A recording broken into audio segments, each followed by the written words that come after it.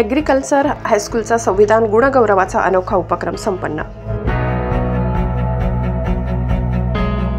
नवापूर तालुक्यातून खंडबारा येथे agriculture high school junior college Savitribai Phule जयंतीनिमित्त सुजाण नागरिक मंच अंतर्गत स्थापित संविधान गुणगौरव समितीतर्फे कार्यक्रम आयोजित करण्यात आला। आपले ध्येय संविधान जनजागृतीसाठी, भावी पिढीच्या उत्कर्षासाठी खंडबारा ॲग्रिकल्चर हायस्कूल व ज्युनियर कॉलेजतर्फे संविधान गुणगौरव परीक्षा 2024 हा उपक्रम राबविण्यात आला। संपूर्ण महाराष्ट्र राज्यातून 90 विद्यालयांनी सदर उपक्रमात सहभाग नोंदविला। यावेळी मान्यवरांच्या क्रांतिज्योती सावित्रीबाई फुले तसेच बाबासाहेब आंबेडकर प्रतिमेला पुष्पहार अर्पण करण्यात आले। मुख्याध्यापिका मीना वडवी यांच्या हस्ते दीपक प्रज्वलन करण्यात आले। नंदुरबार जिल्हा आदिवासी बहुल जिल्हा म्हणून ओळखला जातो, त्यात ॲग्रिकल्चर हायस्कूल व ज्युनियर कॉलेज खंडबारा विद्यालयाने सहभागीत उत्कृष्ट प्रतिसाद दिला। त्यात एकूण 131 विद्यार्थ्यांनी परीक्षेत बसले। पहिला गट 5वी ते 8वी, दुसरा गट 9वी ते 12वी, 2 गट करून परीक्षा घेण्यात आली। परीक्षा संबंधित माहिती डी.पी. वडवी यांनी दिली। सहकार्य एल.सी. पाडवी यांनी केले। छाया भदाणे यांनी मनोगत व्यक्त करत मार्गदर्शन केले। यावेळी मुख्याध्यापिका मीना वडवी, उपप्राचार्य आर्युष शिंदे, उपाध्यापक एस.आर. महाजन, खंडबारा पत्रकार संघाचे अध्यक्ष वाघ सर, ॲग्रिकल्चरल हायस्कूल व ज्युनियर कॉलेज खंडबारा सर्व शिक्षक व शिक्षकेतर कर्मचारी यांनी परिश्रम घेतले, तर प्राध्यापक यशवंत गुरव सूत्रसंचालन केले। कार्यक्रम आपण आज एकत्र घेत आहोत, तर त्या दोन्ही कार्यक्रमासाठी आज आपल्याकडे आपल्या विद्यालयाच्या मुख्याध्यापिका यांच्या अध्यक्षतेखाली आपण हा कार्यक्रम घेतोय आणि प्रमुख पाहुणे म्हणून आपल्याला लाभले आहेत आपल्या विद्यालयाचे माजी पर्यवेक्षक तथा खंडबारा ग्रामीण पत्रकार संघाचे अध्यक्ष। राज्यस्तरीय सुद्धा 3 बक्षिसं आहेत, त्यानंतर केंद्र स्तरावरती तुम्हाला प्रमाणपत्र आणि ट्रॉफी आहे। असं थोडक्यात याचं स्वरूप आहे। वेळ जास्त झालेला आहे, मला या ठिकाणी थोडक्यात बोलण्याची संधी दिली। काय याच्यात चुकलं असेल तर माणूस हा बोलण्यातूनच चुकत असतो आणि मग शिकतो। सर्वांना 1 तासाची परीक्षा आहे, त्यामध्ये व्हॉट्सअपला मी नेहमी जवळजवळ पुस्तिका सर्वांना मिळालेली होती। त्यासोबतच मी तुम्हाला 130 प्रास्ताविका त्याच्यात टाकलेल्या सर्वांना माहिती असेल, तर मी सर्वांना पहिला तुम्हाला सूचना देईल की आपण पहिले उभे राहूया।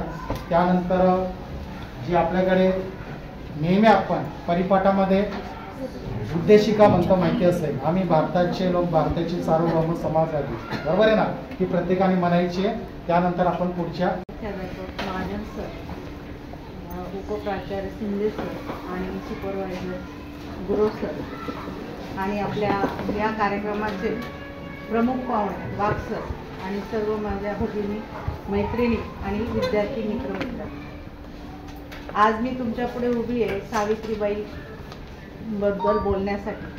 पण इथे उभं राहण्यासाठी आपल्याला कोणी मदत केलेली आहे, सुरुवात कोणी केली हे सगळ्यांना माहिती आहे। सर्वात पहिली महिला शिक्षिका आपल्यासमोर सावित्रीबाई फुलेंचा फोटो आहे, त्या होत्या। पहिल्या मुख्याध्यापिका पण त्याच होत्या। त्यांनी जेव्हा कार्य सुरू केलं तेव्हा सर्वांना असं वाटायचं की हे होणारच नाही, पण त्यांची जिद्द खूप जास्त होती। त्यांनी सगळ्या हाल अपेक्षा सहन केल्या आणि ती सुरू केली आणि आज आपण कितीतरी पिढ्या त्याच्यानंतर शिकतो आहे। आणि एक आई शिकते तर ती सगळ्यांना, घराला म्हणजे माहेर आणि सासर दोघांना शिक्षित करत असते। अशा अनेक पिढ्या शिकल्या तर मग आता त्यांचं कार्य संपलं असं म्हणायचं का?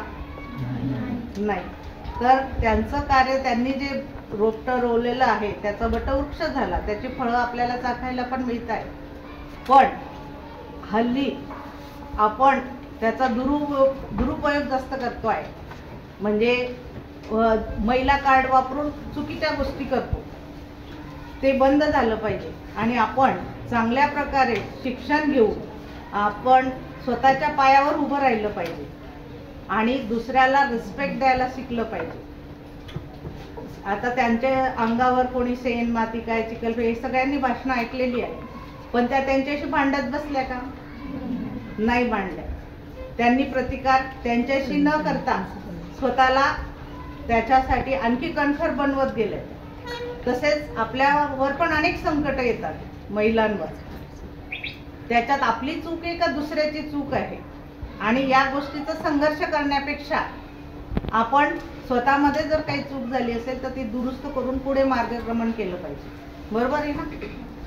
आणि रिस्पेक्ट दिला पाहिजे दुसऱ्याला। आणि मी मुलांना सांगेल की सावित्रीबाई शिकल्या, पण त्यांना कोणी शिकवलं? त्या पण तर अशिक्षितच होत्या ना. कोणी शिकवलं त्यांना? ज्योतिबांनी शिकवलं. ज्योतिबांनी प्रोत्साहन दिलं, त्यांना घरात पहिले शिकवलं आणि मग त्या तयार झाल्या आणि मग त्यांनी कार्य सुरू केलं. म्हणजे त्यांच्याही आधी कोणाचं नाव येतंय? ज्योतिबा फुले.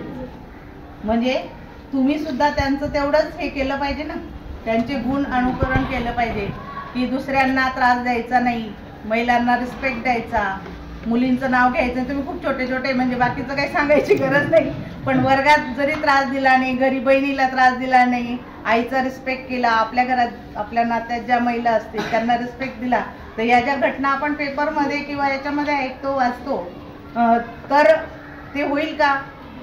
नाही होणार. मग सुरुवात आपल्यापासून करायची. दुसऱ्याला दुरुस्त करण्यापेक्षा सुरुवात आपण अशी करायची की शिक्षणाचा चांगला उपयोग करायचा आणि शिक्षण घेताना त्यांनी आपल्यासाठी ज्या हाल अपेक्षा सहन केलेल्या आहेत ते लक्षात ठेवायचं. मग आपण वर्गात आल्यानंतर आपण चांगलं कसं शिकू, लक्ष द्यायचं वर्गामध्ये.